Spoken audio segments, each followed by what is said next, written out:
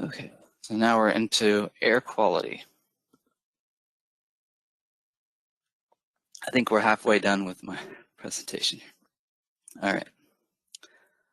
So a history of U.S. clean air legislation. The Clean Air Act of 1967 focused on technical information associated with air pollution. And then the Clean Air Act of 1970 established the standards, the National Ambient Air Quality Standards, or NAAQS, also required states to prepare and implement state implementation plans to show how they could achieve these new standards. So the Clean Air Act amendments of 1990 included strategies to achieve and maintain the NAAQS approaches to reduce air pollutants from mobile sources, and enforcement sanctions for not achieving and maintaining the NAAQS standards. So, okay. So the EPA is has a key role. They established the new and revised or revising the existing NAAQS.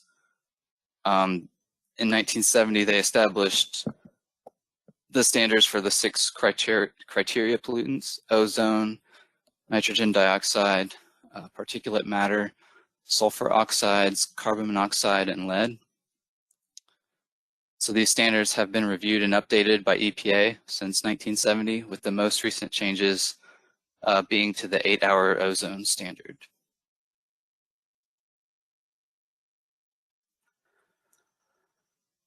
So EPA must designate areas as meeting or not meeting the standards. So if you're meeting the standards, you're in attainment, and if you're not meeting, then you're in non-attainment.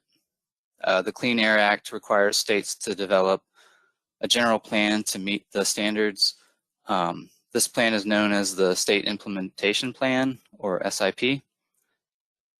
Each standard is based on one or more averaging times, because with the air sample, you can't just take a sample and send it to the lab, because there's so much variability when you could get wind, or you know the time of day will go into like what your reading is going to be.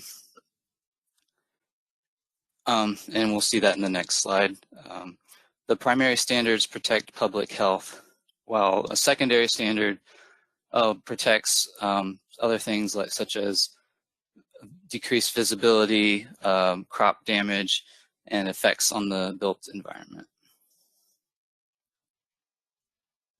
So here's a table that lists all the criteria pollutants. And it tells you whether they're primary or secondary standards, and then it has the averaging time and the level, the concentration that you can't be, and then when it can't be exceeded. For example, for carbon monoxide, the 1 hour averaging time, it should not be exceeded more than once per year.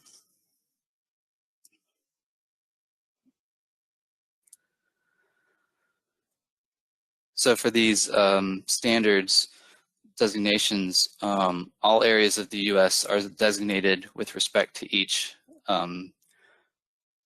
standard. So I think we talked about attainment is if you have air quality better than the NAAQS.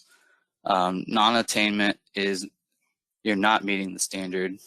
If you're in maintenance, that was an area that previously has been not in attainment, but has been redesignated as being in attainment. And unclassifiable means no data to make a designation. So all areas of Florida are in attainment right now, so that's good. So the state implementation plans are prepared for all areas designated non-attainment or maintenance, and they're not prepared for attainment or in unclassified areas or unclassified areas. 2 main purposes of the state implementation plan is to demonstrate that the state has the basic air quality management program in place to implement the new revised standards, and to identify the emission control requirements the state will rely on to attain or maintain the standards.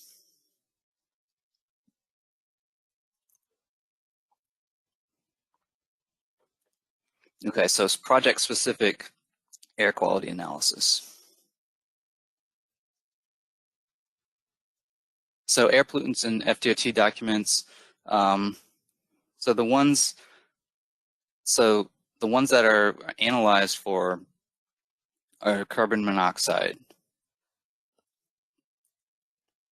and the other ones are not analyzed. And particulate matter is not required because Florida conforms to the standards, the particulate matter standards. And the greenhouse gases, the discussion includes standard FDOT text. So we're going to be looking at carbon monoxide. Okay, so carbon monoxide modeling, the goal is to determine whether the project would cause or contribute to violations of the national 1 hour or the 8-hour ambient air quality standards.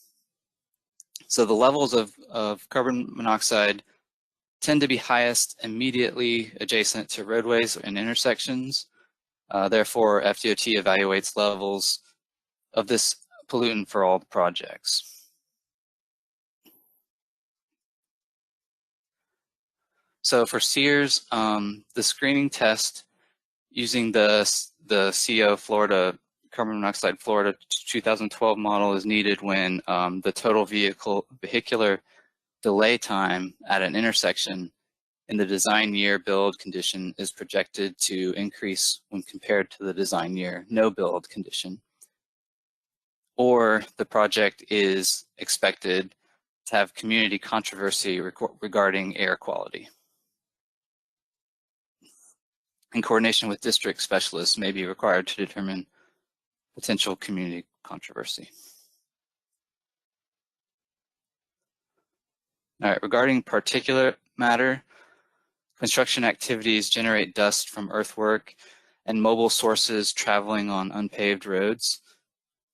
This is minimized by adherence to all applicable state and local regulations and to FDOT standard specifications for road and bridge construction.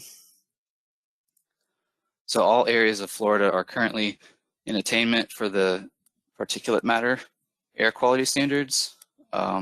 Consequently, quantitative analysis concentrations resulting from transportation projects is not required in Florida. Quantitative modeling is only needed if EPA were to declare Florida as non-attainment.